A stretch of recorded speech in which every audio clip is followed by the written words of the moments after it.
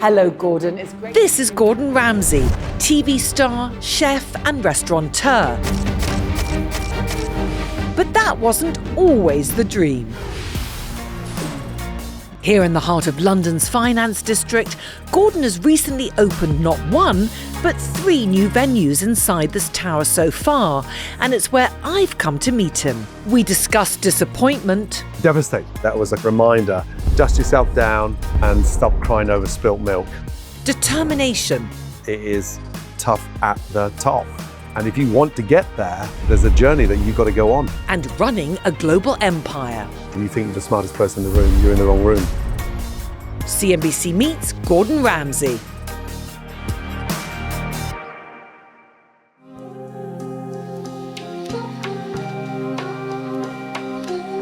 I'm Tania, Bryer, and I'm on my way to the 60th floor of one of London's tallest skyscrapers, where chef and restaurateur Gordon Ramsay has opened a number of venues.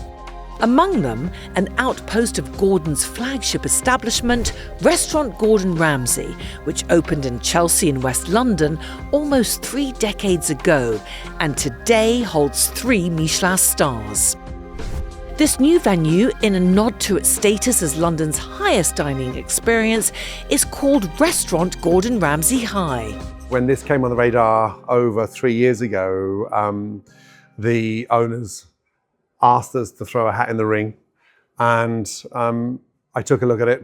And so to bring a slice of Chelsea up into the sky, 300 meters in the air to this location was a dream come true. And Lucky Cat is a beautiful, modern, Asian eclectic mix, but Gordon Ramsay High is serious. And it was a way of sort of reminding the foodies that we can do something even more unique than our flagship in Chelsea and put 12 seats literally up in the sky, because it's 5 dinners.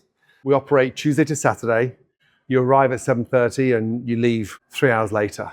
Open plan kitchen. Chefs take you through the tasting menu. It's a challenging time for the hospitality industry. In March 2020, there were just over 115,000 licensed venues operating in Britain. By December 2025, that number had fallen to just below 99,000. That's a decrease of more than 14%. Despite this, Gordon remains bullish. Climate's notorious. I suppose I'm well versed. I go back to the 2008 collapse with the Lehman Brothers and what that did to our industry then. You could have the degree in finance, it still won't set you up on how to handle a turbulent period in the industry. London's still one of the best cities anywhere in the world, not just Europe. And I love a challenge. That's obvious. And I get bored easily, Tania. And I know deep down inside I'm not done yet. I'm ready for more. Have you had to make any operational changes yourself, Gordon? You've invested your own money in this project, haven't you? Yeah, there's a lot at stake. There's not a label slap. Over 350 staff in the building, and that's a big responsibility. We have to be smart with our purchasing. We have to be smart with the seasonality aspect. And if anything, become a little bit more focused on less frivolous add-ons and become a little bit more concentrated in maybe reducing the size of the menus, becoming a little bit more quintessential with the produce, and then be smart with our opening hours. So yeah, we pivot and we adapt, but the climate's tough out there. Your early establishments were always about fine dining. Yeah. Today, everything from Michelin stars to more casual dining. What was the strategy behind that first diversification? The business is multifaceted and we have a lot of layers. Bread Street Kitchen, which we're going to be launching here at 20 Bishopsgate, that's your all-day dining, family-orientated, great breakfast, great lunch, afternoon tea, dinners, cocktails. And so that's how businesses have to function today in order to survive. 5 operations as opposed to just lunch and dinner. I didn't want to just sit in the fine dining portfolio. We have 1-star, 2-star, 3-star restaurants, but we also have the most amazing all-day brasseries, quick serving, street pizzas, street burgers, fast casual as well. How do you manage it all? There's so many establishments that you've just talked about. There's one Gordon. Yeah, there's 3 sort of layers to the business. There's Gordon Ramsay Restaurants. That's headed up with an incredible team. Then there's the Studio Ramsay Global. There's this multifaceted media production arm. The key to the success of all of them is not running any of them. You need to let go of that control freak that you had in the kitchen and employ some talent. The minute you think you're the smartest person in the room, you're in the wrong room. The talent here is James Goodyear. Under his leadership as executive head chef, restaurant Gordon Ramsay High has been awarded its first Michelin star. What's the best piece of advice he's given you so far, do you think? I just get inspired by the way he goes about every single thing. I've been lucky enough to spend a lot of time with Gordon himself, and just watching how he goes about the sort of small details, the attention to detail of everything. That's what I've taken from him. So I try and take that forward with me.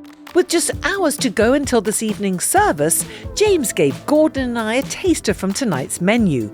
Poached native lobster tail with courgettes, almonds, and a sauce américaine, made with lobster shells. There we are. Let Wonderful. You go first. Thank you so much. Thank you. Lovely. That looks beautiful. And then, wow. Wow. This restaurant is one of almost 100 establishments in Gordon's portfolio. But this wasn't always Gordon's ambition. It was to be a soccer star. While training with Glasgow Rangers as a teen, an injury brought his time on the pitch to an end. You were training with Rangers when you were injured. Yeah, devastated, shattered. I was 18 though, and that was a very painful goodbye. But I also had the underlining reminder of what my father held on to way too long, thinking he was going to be this incredible musician, and it didn't happen for him. And so I had that equal scenario that was a constant reminder: let go, dust yourself down, pivot, fight back, and stop crying over spilt milk. After walking away from his budding athletic career, Gordon made the ultimate pivot, enrolling at a technical college where he discovered his passion for cooking. The first ambition for me was to submerge myself into something that took me away from football, got rid of the hurt, helped me bed into something that I could lose myself in. This industry is a boisterous industry, and so getting into college and studying hotel and catering was the sort of easy escape there. After college, Gordon's big break was a job working for renowned chef Marco Pierre White in London. I was lacking the sort of father figure. He was like a perfect sort of big brother. He was on a mission to become one of the best chefs in the world. And when you get that trajectory, when you're saddling a chef that's going from 2-star to 3-star, it's one of the most exciting jumps. That guy taught me so much. An absolute beast of a chef. I've never come across a kitchen more competitive and more sought after. And it was fascinating because every time a member of staff left, it made you stronger. And then every time you see somebody else not making it, you thought, well, why are you making it? Because you're more focused. You also spent time with the celebrated chef Albert Roux, and you went to France as well. You then went into Aubergine, where you earned your first Michelin star. What was that moment like? How did that boost your ambition? Yeah, winning a Michelin star for me was one of the biggest and one of the most important things I'd ever been given in my life. I never got exam results. I never got certificates at school. And so it was better than I could have ever imagined, because it was just like, your name is in this guide and it's linked to a tiny little asterisk, a star. And it was powerful. Everything I didn't get out of football, I got in that star because I managed to work hard at it. And all that about you need to be naturally gifted with food to become a great chef is absolute utter nonsense. I trained my palate. I came from nothing to learn what I've got. And so that star was the sort of confirmation that the journey is on track for success. Gordon earned his second Michelin star just 2 years later, but the following year he left to open up a new establishment with his own name attached to it, Restaurant Gordon Ramsay. I'd sacrificed so much. Everyone dreams about success, but it's discipline. No matter what you do, it's all about discipline, and discipline is the key to success. A docuseries called Ramsay's Boiling Point followed Gordon in the lead up to opening the restaurant, and his straight-talking approach caught the attention of viewers and TV networks. Boiling Point caught me at a moment in my life that it was make or break, going to hell and back to establish your first independent business and to take the risk that I did. There's a lot at stake, high risk, high reward. I think back to 1998 and just in terms of the determination to make it, I think.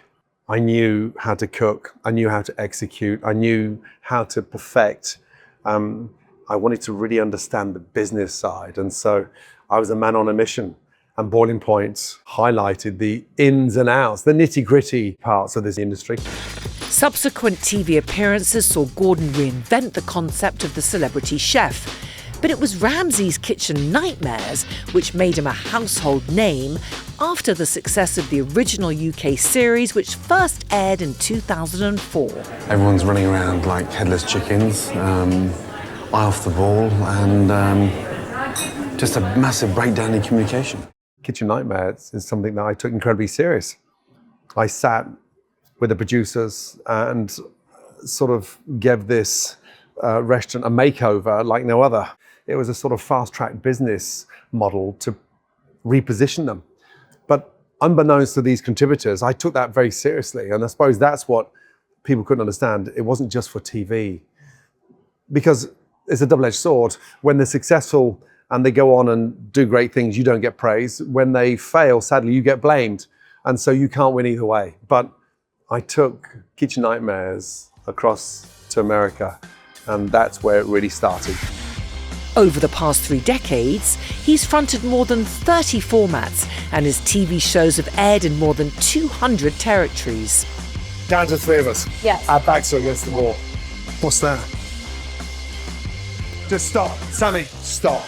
Yes, sir. Stop. Stop, stop, stop. You're known for being very straight-talking, Gordon, but is there anything that you've seen that you've regretted or you thought, actually, maybe I'd gone a bit too far? Oh, it's hard, isn't it? Under pressure, especially at this level, I think it's really important that you stay true to yourself.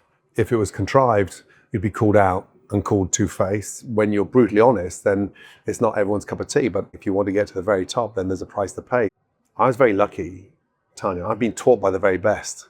And I've had multiple occasions where they've given me their reputation in my hands, and I've screwed up.